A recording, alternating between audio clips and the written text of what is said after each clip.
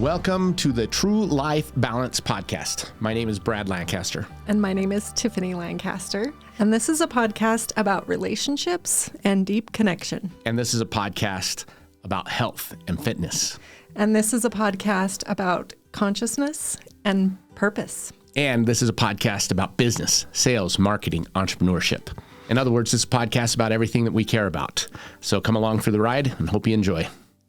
So today is May 27th. Thanks for joining us. I'm Brad. This is Tiffany. And this is the True Life Balance Podcast, where we discuss, well, you've already heard the intro. So today we are talking about... Today we wanted to sit down and chat about masculine and feminine energy. So that's what this episode's going to be all about. We're just going to talk about some topics where masculine and feminine energy is concerned that we learned from our yoga teachers. And our experience. And everything that we've learned from them and how it relates to us. And just gonna kind of share our journey with you in hopes that, you might be able to recognize these energies not only within you, but within your relationship. And so we thought we would share some points where that's concerned. Yeah. And so we're going to be talking about masculine and feminine, which can be a hot topic. We are not really diving into gender, like where the mainstream media is talking about gender. What we're going to be talking about is energy, the masculine and feminine energy, right? Yeah. I mean, a caveat to that is it has nothing to do with gender whatsoever. Like, you can choose to embrace whichever energy you choose to embrace. It's just important that it, number one, feels right to you and feels right within the relationship. And so you actually determine whether or not. Yeah, I think that's actually a great jumping off point because from a psychological standpoint, energetic standpoint, spiritual standpoint, there exists within each of us a masculine energy and a feminine energy. Now, that might be surprising, especially to some of the uber alpha males out there, that there is a healthy balance of masculine and feminine energy within each one of us as individuals. Right. And we're going to talk about that, how your masculine energy shows up and how your feminine energy shows up. Yeah. Right. Yeah. And there, a lot of it, we figure out that in our relationship, what tends to happen is we are embracing more of one energy when we actually want to embrace the other. Like, for instance, we found in our relationship that I tend to express more of the masculine energy when I want to express more of the feminine energy, but the masculine also serves me as well. So let's start with what the masculine energy is, like what it looks like, how it shows up in someone. Okay. So the masculine energy is solar. It is the penetrative energy. It's the starter, right? It's what initiates. Right. So it's from action. When we say solar, what we're talking about here, guys, is everything in the universe and everything in our creation. We're all connected. It's connected to everything, right? So every piece of creation is going to express either masculine or feminine, depending on where it's at in its cycle. Well, it's right? literally the energy. It's just literally energy. And so we're just breaking it down. If a lot of this sounds kind of, too spiritual or woo-woo with you, for you, well, I mean, then you probably shouldn't be listening to our podcast, but that's the fact. That's the truth. But, yeah. But think of this more energy than gender. Yes. Yeah. Because it can be very confusing. Yeah. So when you think of masculine energy, you can compare it to the energy coming from the sun, right? Because it's the thing that gets everything started, right? Yeah. Okay. It's the initiation, the lead, the start, the spark. Yeah. And even though we're not, we're going to talk about the feminine, but the feminine energy where the sun is concerned is the moon, right? Because the feminine is reflects the male energy, right? Yeah. Right. Yep. But so you've got the sun, the penetrative, and as our teachers taught us, like if you literally think about the masculine sex organs, it's a penetrative energy. Yes, the penis is the penetrative energy. That's what gets everything started. Right. It's connected to the left brain. It's more linear in time and space. Like you do this task, then you do this task. It's more structured. The energy, the masculine energy is structure. It's predicting, planning, organizing, and calculating. So it's the energy that sets up a schedule, figures out when everything needs to be done, the order of which it's going to be done. Yeah. Yeah. Singular, focused, and task oriented. Give me a checklist. We're going to get it done. We're just going to knock it out. Yeah. I think another thing to note with the masculine energy, and we'll talk more about cycles later, but the masculine energy is more like Brad is always way more energetic at the beginning of the day in the morning. Like his energy is super high when he first gets up in the morning, and he tends to deplete as it gets later in the day. He loses more and more energy. Like this guy, getting him to like make it through a movie at the end. It's not going to happen. At the end of a day. Yeah. If you turn on a movie after about 8:00, it's going to be really hard for me. I'll even fall asleep in theaters. He'll fall asleep literally, like we'll be sitting up talking, and if it's too late, he's like out. There's nothing that can keep him awake. Whereas women are more, their energy rises and falls with their monthly cycle. So for women, it's different, which we will definitely get more into later. But that's just something to note here with masculine energy. We went over analytical and problem solving. Now, here's something to note. What we're talking about here, and the reason we're bringing this up, because to us, coupling, getting together as in couples, is like the biggest reward in life. It's also the biggest challenge. You are guaranteeing yourself that you are going to take on extra work if you're going to try to tackle this enlightenment, this journey of enlightenment, or like for us in business, running a business together. You're taking on extra work. Why would you do that? Yeah. Why did we decide to do that? It's so much more difficult because we felt like it was going to pay off. Because of the reward. It would be an ultimate, like both of us had, I think we talked about it in our last podcast. We had, it was like a dream of ours to be able to work with a partner and be so in love that you just wanted to be with that person all the time, that, you know, they were truly your other half. Yeah. And, wanted to accomplish life's hardest things together as a team. Yeah. Like we just thought that sounded so great. And I still do love it. It doesn't come without its challenges. It almost comes with more challenges. Yeah. And one thing that we've noticed in those challenges is that a lot of times it's when we get out of balance where our energies are concerned. Yes. Right. Well, so that's why we're talking about funny. this. Yeah. Like I'm excited to get vulnerable about our experience in this, honestly, because when we first went through the Namaste challenge with the yoga couple, that was when we've known about what masculine and feminine energy is, but we hadn't thought about it in the way where it's concerned in a relationship, like who's embracing which energy, that right. anything that is a unit has a masculine and a feminine side to it, that masculine, feminine energy. And the way that we were showing up in our relationship was the same thing. There needs right. to be that polarity, I guess, that both of those energies, right?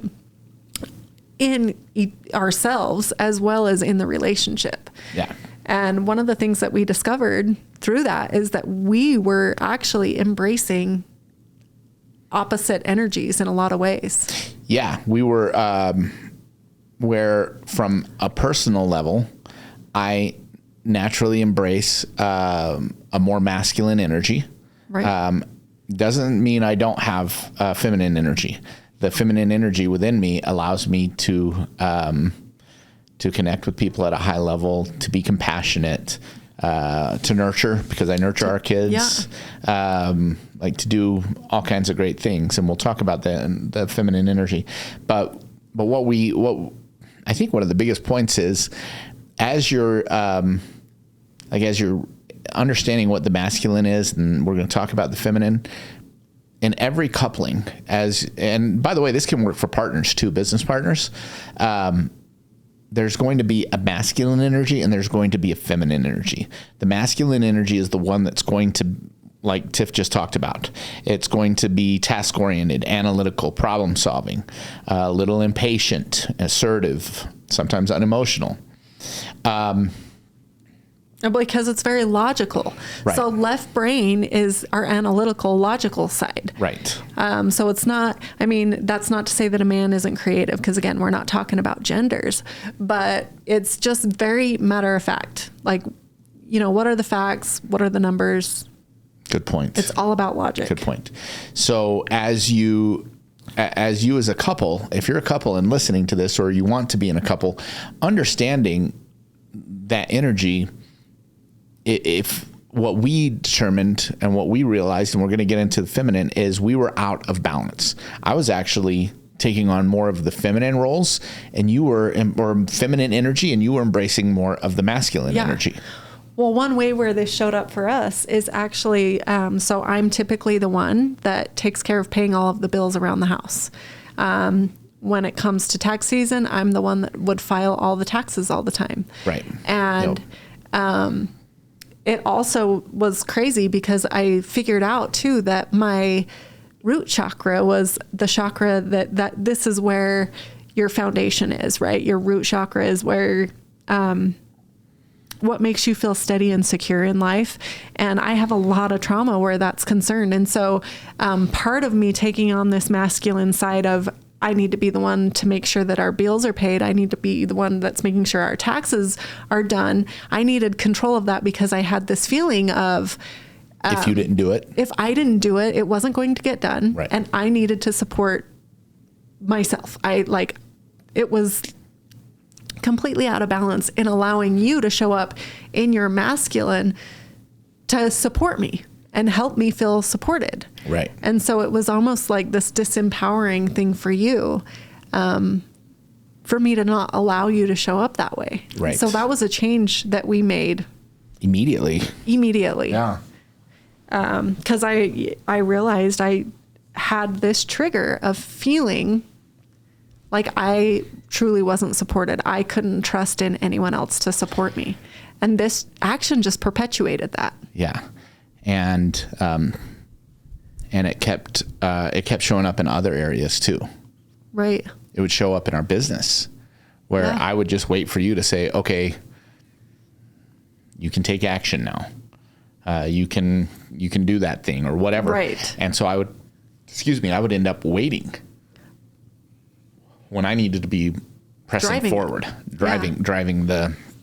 Well, we made that activity. change in our business where Brad is the one driving the revenue and being overseeing our finances within our business, because that's what then trickles down into our family life. And it's been really powerful in both scenarios because I just depend on him to tell me whether or not we're looking good within the business and in our personal life. And it sounds kind of crazy because there's such a push in our society right now that it's this movement of being a powerful feminine. And I absolutely believe you can be an even more powerful feminine when you step into embracing this feminine energy where you don't have to worry about these things. Right. Right. With that being said, if you're a woman choosing this masculine energy, that's totally okay. But for us, we decided, no, I want to embrace the feminine energy in our relationship. And I actually want to have a man to support me in this way, to be the masculine energy for me. Like, that actually sounds great. Well, and what we learned is the next thing, because this is that, the best way you can show up the feminine can show up for the masculine is to let the masculine know, and it's this is what the masculine, if any partner who embraces the feminine role or feminine energy, they need to understand that the masculine needs or wants to be needed, wants to be respected, wants to be appreciated, and wants to feel powerful. But the masculine wants to feel it for something they've done. And it needs to be for something they've done. Yeah. Not for just existing. Not to say like that you're fine, you're loved, all of that. This isn't a matter of shame. This is a matter of when your masculine shows up, you like to be respected. You like to be recognized. Exactly. Like to make a man feel good, show him that he's needed, show him that he's respected and appreciated, and make them feel powerful. These are all things that men naturally want to feel, right? And I think what you do such a great job at doing is teaching our boys that, like, it's this whole idea that you have to be about it, not just talk about it. Right. Like, it requires, like, if you're going to do anything, one thing that I love that you say to our boys, that anything worth doing is worth doing right. Like, you don't show up and do something half-assed. Yeah. And expect anything from it. Right. In fact, if you're going to show up and do something half-assed, don't even show up. Right. Like, there is no faking it. Right. Yeah, that's a lesson I was actually taught by my dad. And my dad drilled that into me. Any job worth doing is doing right. Anything worth doing is worth doing right.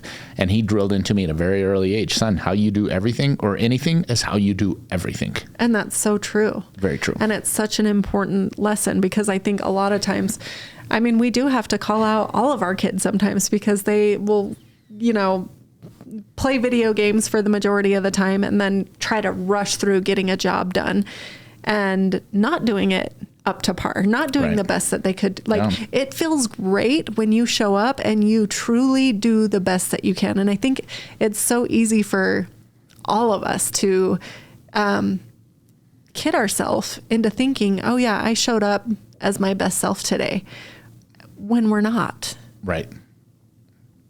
Yeah, we're capable of more. We heard a story recently of a boss of a business, and it's a female having a coaching opportunity, and one of her sales agents just weren't quite nailing it. They weren't getting the job done. And she told about sitting down with them and having the sales agent say, I don't know what's going on. I'm giving it my all. And she stopped him and said, wait, are you going to sit here and look at me and tell me to my face that you are giving it your all and you're not succeeding? You're really going to tell that story? And he said, she said, no, I want you to look me in the eyes and tell me that you're giving it your all and you're not getting the results. Yeah. That's a perfect example, actually, because that's a woman who is using her masculine energy at that moment to be very direct, to be very and here's the most assertive. Here's the most badass part about all of that is if you're saying that, if you're calling people out to be their best, like, are you really being your best? It requires that you show up as your best. Sure. Too. Yeah. And that was like this morning, actually, on our morning huddle with our team. You did the same thing. You said, we're all capable of doing a little more, including myself. And we are. There are still things that we're still learning, but if we can't constantly be showing up better, then we're not growing. Right. Ultimately. Yeah. Oh. Okay. And digressing just a little bit, but it's okay.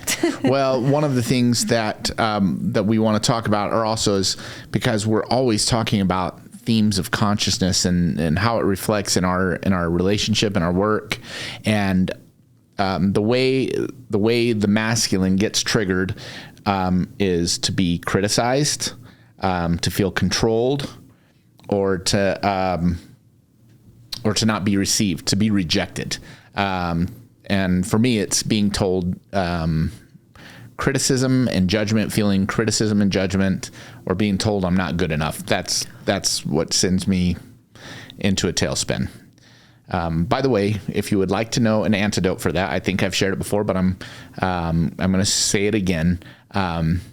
When I see that I'm going into that space of judgment, of where I'm starting to judge myself and starting to feel shame or guilt for something I said or did, if I'm able to hear the mantra in my head, I'm loved, I'm pure, I'm innocent, I'm doing the best I can.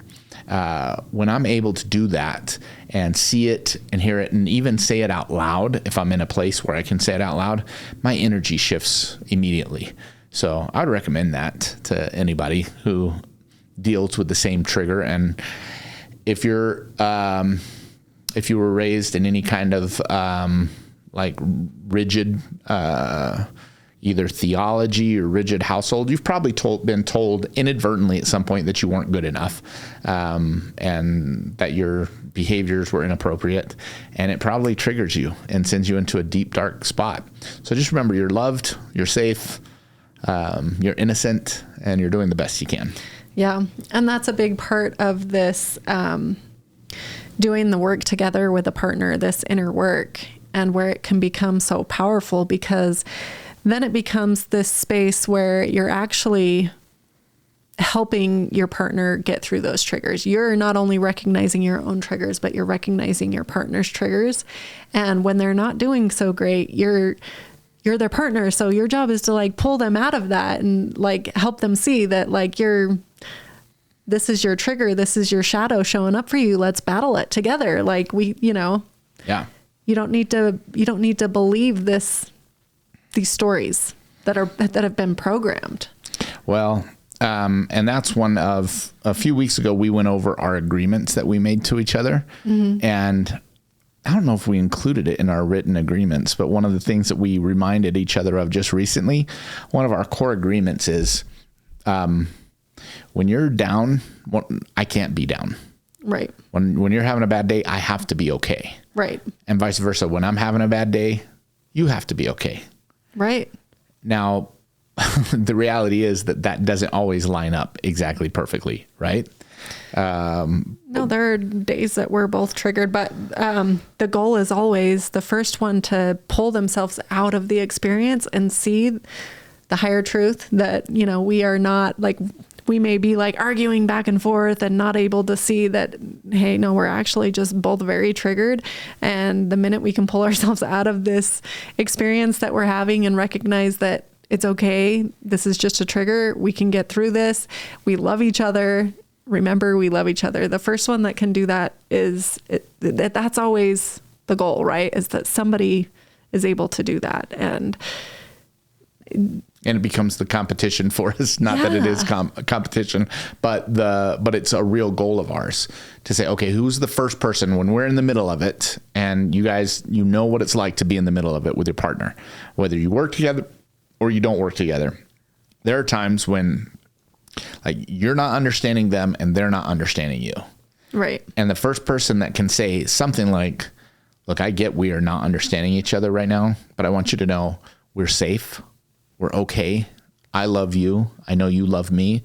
We're going to figure this out. We are going to understand each other. Well, and just loving the other person, seeing that inner child within them and being the first one to choose to just love them unconditionally. It always feels so great to be the receiver or the giver in that situation. And it sure does make for a much happier relationship. Yeah. And this isn't to say that when that comes up that you bury that thing you're talking about. Mm-mm. You can actually, what I realized, and we just went through this yesterday, what I realized is that it's actually getting to the root of the problem and not just putting a Band-Aid on it. Yeah. I'm safe to tell you, this is what it brought up for me. Yeah. It brought up judgment. I felt judgment. I felt judged. And I went to that spot. And we know that Brad's trigger is feeling judged. That's what his shadow is. Like mine is feeling not secure. So it's funny because once you understand what your core trigger is, that core shadow piece of you, you start to see it show up in all these different ways, and you can start to then see your partner in a different light. You can then start to see your partner as this little child who just, you know, for me, wants to be supported, or for Brad, this little child who just doesn't want to feel judged, wants to know that he's good and that he's doing the best he can and he's innocent and he's not bad. Yeah.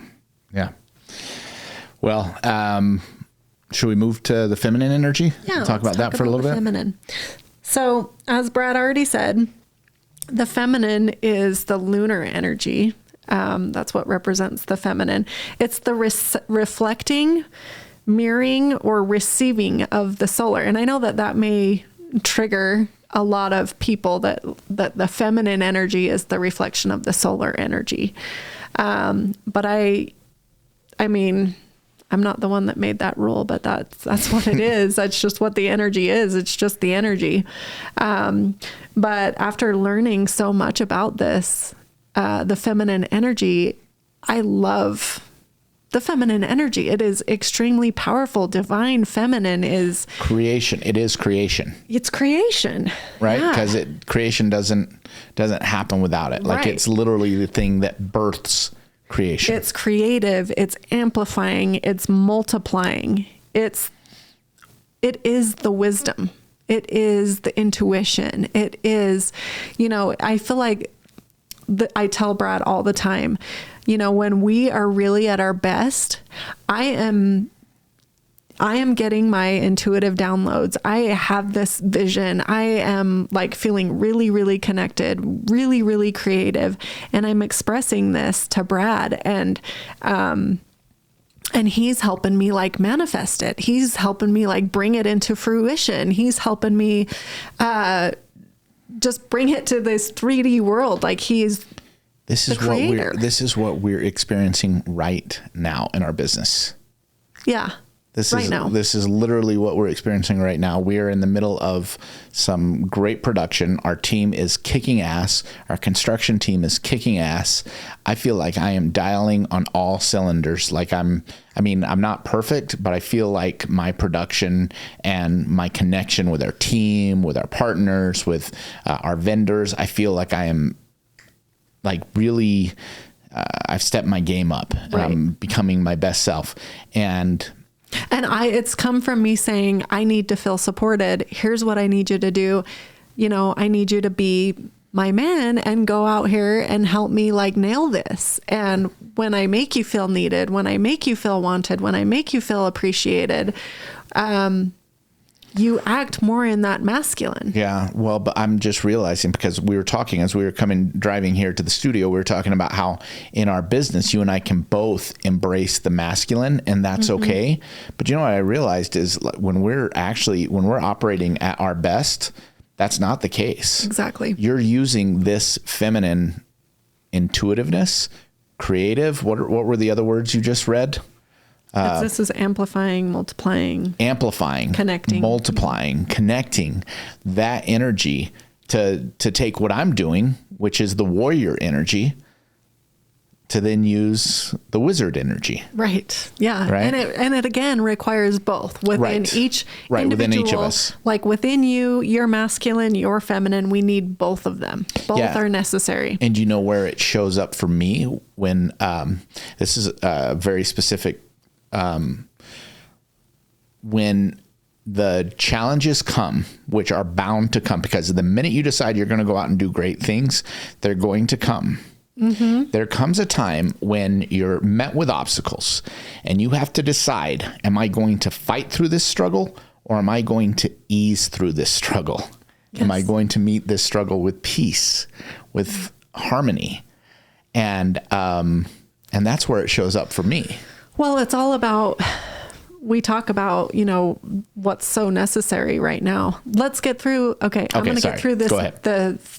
Sorry. I was just like having an aha as you're sitting there talking. So I'm like, wow, I'm seeing this right now. Yeah, it is so perfect. Yeah. And it's absolutely what's happening right now, because we made these changes within our business and within our personal life, because for us, it's so intertwined. Yeah. There's the lines are so blurred. So, which works for us most of the time. Anyway, right brain. So feminine is right brained, which is the nonlinear, spontaneous, creative side of the brain, right? Mm-hmm. The feminine energy is feeling, intuition, connection, and being. It is whole picture focus, like seeing the whole picture. And we see that all the time with me. Like I'm normally looking at things from the 30,000 foot view. And you say that to me all the time. If you could just stop and look at things from up here, I'm like, what are you talking about? Let me go take that guy out or whatever. That's right now it's just this little maze I'm in. I've got all of these hurdles to climb. And I'm like, no, actually you could go around this other way and get there a lot quicker. Right. And there's been so much frustration for us in that. But what I've learned, just getting back to it, is when I can help you feel empowered, it works for both of us. When I can let you be the masculine and not actually rob you of that, which is what I've done in a lot of, kind of like the toxic femininity of like, ridiculing you or just taking things away from you. Right. Yeah. Saying, well, you fucked that up. Yeah. So let me just do it. What moms can do, right? Like, just give me that. I'll do it. Right. I'll write that paper for you. Yeah. I'll finish your homework for you. I'm doing the taxes. I'll do the money because you can't be trusted with that stuff. That even though I'm not saying that, it's the energy of it. Yes. Okay. Feminine energy, nurturing, compassionate, and emphasizing. Beauty, pleasure, enchanting. Yeah. And that's why it's important. We're not necessarily talking about gender again, because these things like right brain, left brain, we all have a left and a right side of our brain. Yeah. So there is this part within all of us, whether you identify more with the masculine or you identify more with the feminine. That's not what we're talking about. We're talking about the energies. So this energy of beauty, of pleasure, of nurturing, of compassion. The ability to have the whole focus, the big picture. Okay. Wants to be wanted, safe, secure, provided for, cherished, and honored. That's the feminine energy. Which makes sense. That one of the mantras that I've also been saying lately, the affirmations, is everything has worked out to our benefit. Up to this moment, everything has worked out to our benefit. Because as we look back on our lives and look at all the challenges we've been through, without them, there's no way we wouldn't be where we are right now. Right. And we love where we are. We are so grateful for our life right now, our relationship, our kids. It's not that we're without struggles. We have plenty of struggles. We have plenty of challenges, but we are so grateful for where we are right now. So the mantra is, everything has worked out for our benefit. Up till now, everything has worked out for benefit. And I have faith that it's going to, that this thing, this struggle, this challenge is going to work out for our benefit as well. So, that's the feminine, wanting to feel secure, wanting to feel provided for. Yep. And then their triggers are feeling unsafe, unseen, unheard, and not understood. That's the feminine energy trigger. That's interesting, because we just had one of our children tell us that they're not feeling heard, that or understood, where their job is concerned. Right. That's all it is that feminine trigger. Yep. That feminine energy from within. Yeah. So I was just thinking, we talk a lot about raising the collective conscious and what that really means. And, you've heard us talk about the themes of consciousness, and it's so funny because really what that is being able to see all of these limiting beliefs that have been programmed since childhood, right? We've all just had stuff, things that have happened to us, these shadows, these limiting beliefs that happen within our psyche. And we're faced with a choice in every moment almost, there's assumptions that can be made where there's a situation happens, and the way we perceive the situations through filters, right? Our own filters of all of these preconceived notions of the stories, experiences, the stories, whatever. For instance, there's things that happen all the time where, somebody doesn't call you back, or somebody doesn't respond to you on social media, or whatever the case is. Or they don't respond the way you want them to. Right. Maybe they give you a short answer. So you start making assumptions about, what that person thinks, whatever comes to you, the stories you decide to tell because this person isn't getting back to you, or whatever the situation may be. But you don't really know because you haven't had a conversation with that person. You haven't connected with that person. You don't know what's really going on in their world, right? But we tend to make assumptions based off of what we perceive the situation to be. And a lot of times it's way worse than what it actually is, than what the truth is, what the higher truth is. Right? Explain that. What do you mean? Like the idea that's going on in our head? The ideas in our head. Yeah. Like we spin out on situations, and a lot of times our mind spins out and makes the situation a lot worse than it really is. In these situations where we make assumptions about what's happening with someone else, why they didn't call you back, why they didn't respond the way that they did, or oftentimes even in our relationship, it can happen where, something happens, you talk to me in a certain way, or you're short with me, or, and what's really going on with you. I give you a look And I make assumptions. And if we're just able to have that conversation, or what the real work is being able to pull yourself out of the experience, see the 30,000 foot view, and choose not to spin out on the negative narrative. And just assume the best. Right. Yeah. Yeah. Well, I think we've learned one of the biggest lessons we've learned where, I don't know if this is the place to talk about it, but where struggles and challenges are concerned, I think, and this is where that balance of the masculine and feminine comes in. Balancing compassion with the ability to take action, right? And knowing, when do I need to sit with something and be at ease versus now it's time to get up and go kick ass. Right. Right. And you have to do both. Right. Well, you don't have to. We have found that I have found, let me use that more powerful language. I found for me that the biggest tragedy, the biggest, the worst thing that can happen to me is, the biggest, scariest things I'm going to go through, they will absolutely rob me of current joy because I will spend so much time in fear and worry about that big, bad thing. Exactly. And so I rob myself of the beauty that is happening right now. Right. The most relevant experience of that for me in our life is the months leading up to me going to jail. I spent so much time worrying about what life was going to be like in jail.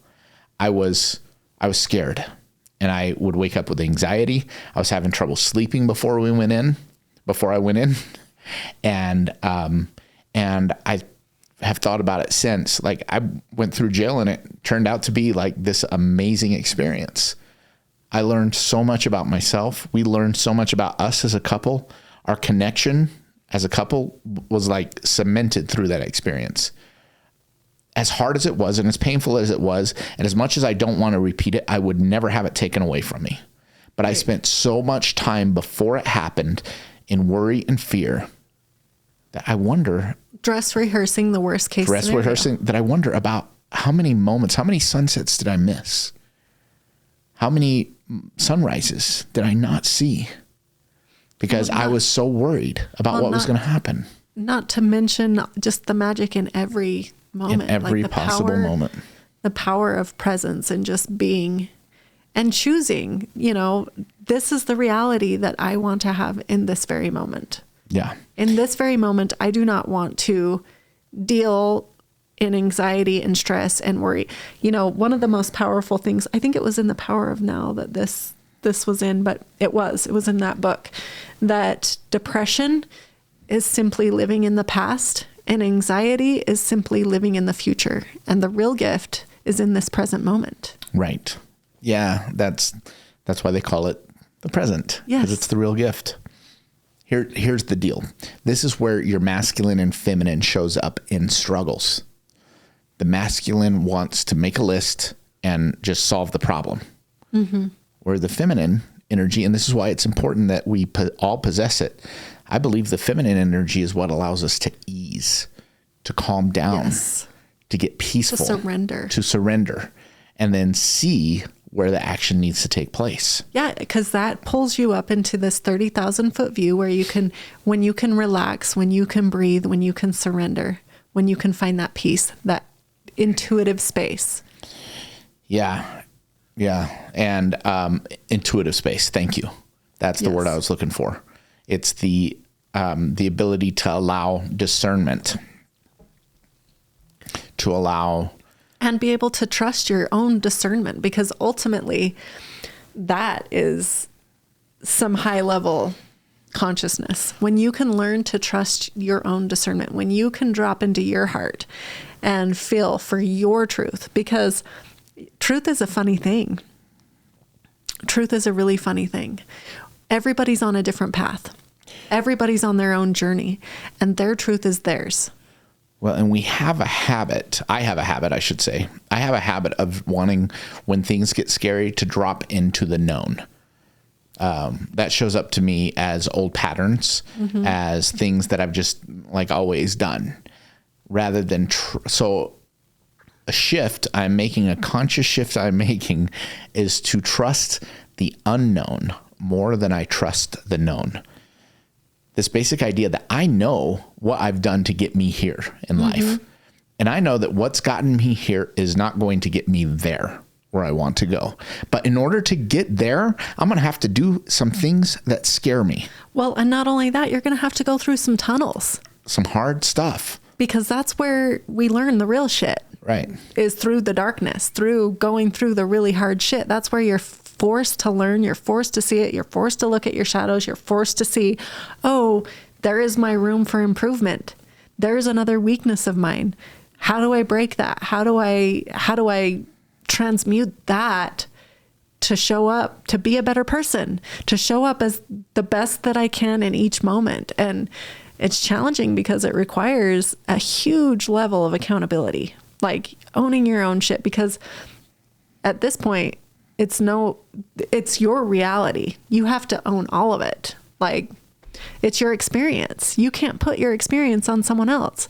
When you take on the accountability of, I'm not a victim, I can choose which emotions I experience in every moment, then you have to let go of the blame. Yeah. That it's someone else that's making you feel that, because they can't go hand in hand. Right. So is that the masculine? Is that the feminine? Or is that where the balance comes in between the masculine and the feminine? It's a good question. The energy of accountability. Accountability. I would say that that's a good question. I want to say that it's masculine because it requires change and transformation. I would say it's the masculine, the energy of accountability, and then the energy of compassion for yourself. Yeah, in saying like, I did my best. I am doing my best. Well, when we're talking about the themes of consciousness, it's necessary to move through all of them, and emotion is necessary. It's part of being a human. And so regardless of what the emotion is, whether it's guilt or, shame or whatever, sadness, hate, and you want to blame someone else for all of that's actually a really necessary emotion to get through it. The key is, or I think what's super important is just not staying there forever. Like if you need to cry, cry. Take the time that you need. If you need to feel a healthy amount of shame, then feel that. Or guilt, right? Guilt, I guess, would be the healthy amount. When you start getting into shame, you really don't want to stay there long. Not very because long we at all. talked about the difference, and I think we should mention that here as well. Go ahead. The biggest difference between guilt and shame is guilt is you've done something bad and you feel bad about it. You feel guilty because you've done something bad. And shame is I am bad. I've done something bad, therefore I am bad. Right. And that can be a really dangerous place to be. So yeah, guilt allows you to say, I've done something wrong. I want to make this right. Mm-hmm. Guilt allows you to make that change. Right. Now, if you stay in it, it can quickly move you into shame. So avoid that at all costs. But the point is, don't avoid that, it. Understand it. See it and right. move through it. Avoid like, it's for the instance, wrong word. Somebody who was raped, we should never expect that person to just forgive, get over it, stop being a victim, right. Move on. There's a necessary amount of going through the process of feeling absolutely blame that person, be sad about that. But eventually you have the courage to say, you know what, this happened to me, but I'm not going to allow it to affect my life. And so I'm going to choose something different. But that doesn't come without actually going through all of those other emotions. Yeah. We got off course there. We were talking about we did masculine and we feminine. wanted to bring this back to, talk about this morning when you dropped our kids off at school. Okay. So, and we've got like just a few minutes left, so I think it'll be perfect. Yeah. To end it on.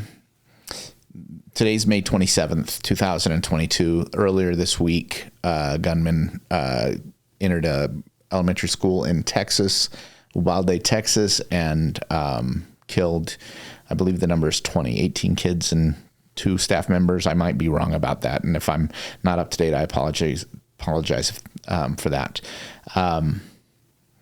And I've been watching the reactions on social media and in conversations with friends, and I've heard a lot of fear. I've heard a lot of people dealing in fear. And in our own study and training, we've been dealing with a lot. We've been learning about the heart chakra, the throat chakra, the third eye chakra, as well as the crown chakra, right?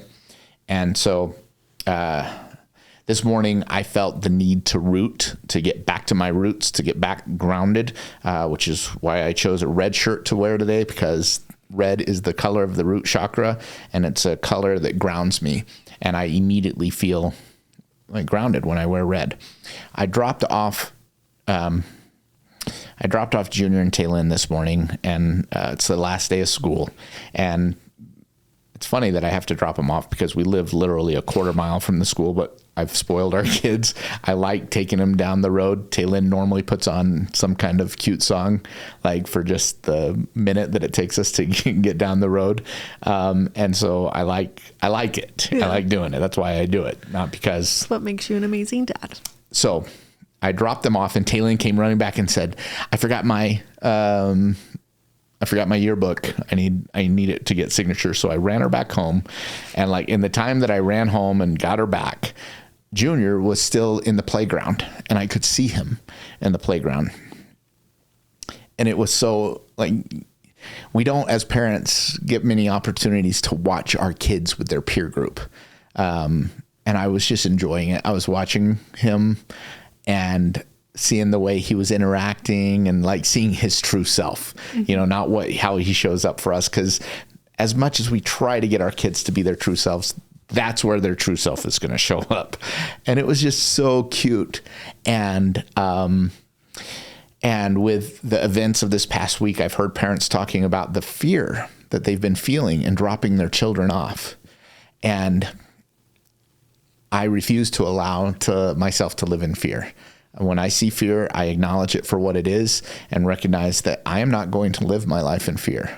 I refuse to live in fear. I am going to see the opportunity. I am going to see the light. I choose light. And so as I saw the kids on the playground before the school bell rang, I was reminded of it, and I didn't feel fear. I felt so much love for those kids. And then I thought about the darkness that somebody has to feel or has to be living in to be able to see that light and be okay extinguishing it with guns or with whatever weapon of choice that they use. And this is a tragedy that is replicating itself in our society, and everybody wants to know what the answer is. Do we take guns? Do we arm our schools? Do we arm the teachers? Do we bring our kids home for homeschooling? Everybody wants a solution. And